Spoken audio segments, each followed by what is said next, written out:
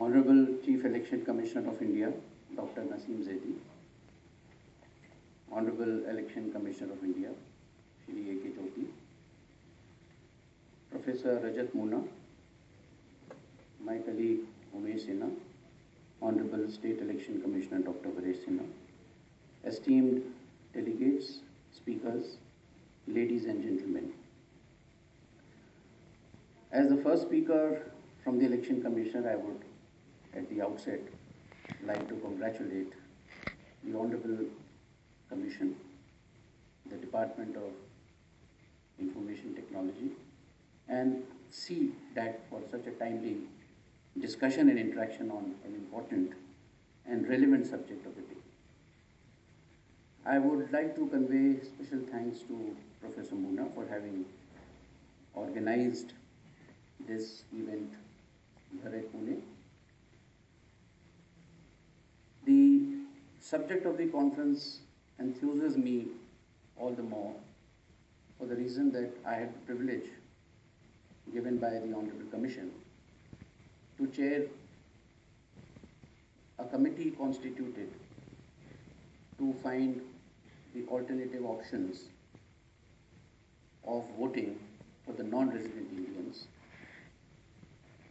And we had a team of officials from the Ministry of External Affairs, from the Law Ministry, from CDAC, from NIC, from our own Election Commission, our legal advisor, and subsequently the recommendations of the committee which were given and submitted to the Honorable Commission and was passed on to the Honorable Supreme Court were by and large agreed and consented by both the Honorable Supreme Court as well as Government of India. And now the matter is at the level of the government for the formulation of the act which would bring about the possible changes which are envisaged on the basis of the recommendations made by the committee and forwarded by the Honorable Commission. I am glad to see that the challenges and apprehensions that we as a committee confronted, flagged and addressed during our deliberations are going to be addressed threadbare for these 2 days, and I am sure that the conference will certainly come out with some solutions that will allay the apprehensions and fears, not just of the committee members while deliberating on this subject, but also all the stakeholders, including the political parties. It would not be out of context to state today, at this moment, that allaying such fears and apprehensions related to remote voting, which includes the scope of NRI voting, which is part of remote voting, was also part of, becomes a part of remote voting. And I feel that that is the biggest challenge and the agenda for this 2-day conference. Broadly speaking, what we inferred, apart from the technological interventions, is that the legitimacy, the credibility, approbation amongst the stakeholders is the most essential part of any system that we want to bring in. And same thing applies to remote voting, and particularly for the voting which requires electronical methods. And from the Election Commission side, we would add another ingredient, which is the doability, the implementability. That is very important. We may be having the best of technology, very foolproof technology, robust. But most important is that you have to translate into reality onto the ground. And that purpose is, and that objective is served by, and that duty is cast on the Election Commission and the entire election machinery. In order to substantiate the point about the fear and the apprehension among the political stakeholders, let me tell you, the committee had a meeting, long marathon meeting with all the major national level parties. And we had top leaders from all the parties and we sought their comments on the scope of the alternative options. And the major issue that the political parties that they flagged revolved around the secrecy, the security, and the misuse of any other method related to remote voting, particularly the I-voting, the internet voting. According to them, secrecy, and according to all, in fact, even for the commission, it is so sacrosanct that secrecy of voting is the hallmark of all elections. And it is the perception which is very important. But despite these apprehensions and fears which were posed before the committee, I would like to mention that we listed the internet voting as a future exploration subject. It was not that the committee shelved this particular possibility, and we also mentioned, I'm quoting what we mentioned in the recommendation of the committee, that this can be taken up for consideration after thorough study and availability of appropriate and foolproof technology, which will also serve the objective of free, fair, and transparent elections. I would also like to mention that these are the issues which are related to the political stakeholders. Now, what is required in any good election voting option? You need to consider all the stakeholders. Political parties, as I mentioned, is one. For the voter side also, it is the voter friendly, as I mentioned, the doability from the election commission point of view. The technological awareness amongst all the election machinery, the people of election machinery, that is important from election commission point of view. Free and fairness, as I had mentioned. From the voters' point of view also, you just can't put a technology which is absolutely difficult to understand. Voter awareness is a different aspect. That way, awareness itself is a challenge. Whatever technology, whatever system we adopt, we have to make everyone aware. Starting with our own election machinery, we must understand what is the system, how does it operate.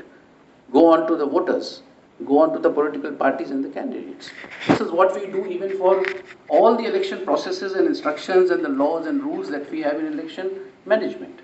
So it will have to be imparted in any case. That is one of the biggest challenges. Once we have adopted a particular technology, once we have adopted a particular aspect of remote voting. From the voters' point of view, it has to be voter friendly. From government point of view also one has to see. Any political government would like to have a system which is inclusive. So one would also expect that inclusivity of the people. Now for internet voting, let me tell you, even for e-postal ballot, the one which we have proposed, one-way blank postal ballot to be transmitted to the remote voter is one of the recommendations of this committee. And the other is, of course, a proxy voting which doesn't include any particular technology. So even one-way transmission of blank postal ballot paper is a part of technology. And we have to understand, we have to make everyone aware as to how the system will operate. And how many people abroad or even anywhere in the world, the NRIs, for example, if we take their example, how many people of India situated abroad will have the facility for this kind of voting? How many people can download the password sent to them for downloading the blank postal ballot? So inclusivity is also one of the aspects, and that is why the committee chose a system which is not only possible, but it also inclusive. And the proxy voting that was proposed in the committee's recommendation covered that inclusivity. So from government point of view also. Then you have the cost aspect. I had the occasion to visit Gujarat also, Gandhinagar, and I actually saw the live elections going on, remote voting elections, internet voting elections in the municipal council elections. And I was told by the officers there that the entire setup has costed crores of rupees. And they were even estimating that one vote which has been cast today is costing 25 lakh rupees. So can a country like India have a system which is not cost effective or which doesn't have value for money? This is also an important aspect. Another aspect which we feel as an administrator is that why have other countries not done it? In fact, I was talking to my colleagues, and this is what we went through, why we went to Gujarat to see as to what are the pitfalls. This is what we must go and see as to why other countries which are much more IT infrastructure wise stronger than us, why are they not getting into the I-voting option? Let us pick up those negative aspects, negative points which they may point out. Let us not reinvent the wheel. Find out as to, first we experiment and then we find out as to what are the pitfalls and then realize that, oh, the other country had already met these problems. We also had the occasion to hear Estonia election commission representatives when Honorable CEC and I had the occasion to go to Georgia. And we were, in fact, we had heard about Estonia very much about the best in the world as far as internet voting is concerned. Even there, we found that in the presentation they mentioned that we have covered 30 to 40% internet. Rest are all still doing the same postal ballot, the ballot paper system. So we need to learn as to why other countries are also not doing and see what are the problems that they faced, or did they also not venture at all so far. If that is the case, of course, we can be the pioneers. But if they have already practiced, they have already sort of confronted certain problems and have already identified them, let us pick up those problems so that we can take care of those problems before we launch our system.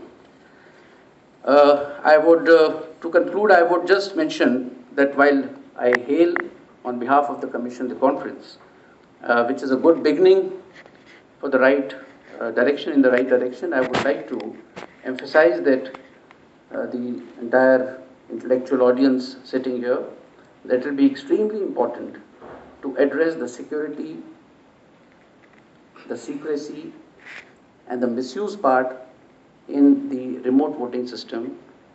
And I'm sure that with use of appropriate foolproof technology, for which we are all here putting our minds together, I'm sure that we should be able to attain a critical level of providing robustness, security, and to prevent misuse to facilitate remote voting in times to come. The journey may be long and tedious, but let us be positive, let us be hopeful. We may all recall that EVMs, the electronic voting machine, the pride of Indian elections, also had to pass through the tests of legitimacy, approbation, credibility, acceptability, and doability. And it did take us a lot of time, many years, but we overcame that challenge and established it as a flagship of the Indian democracy. Thank you very much.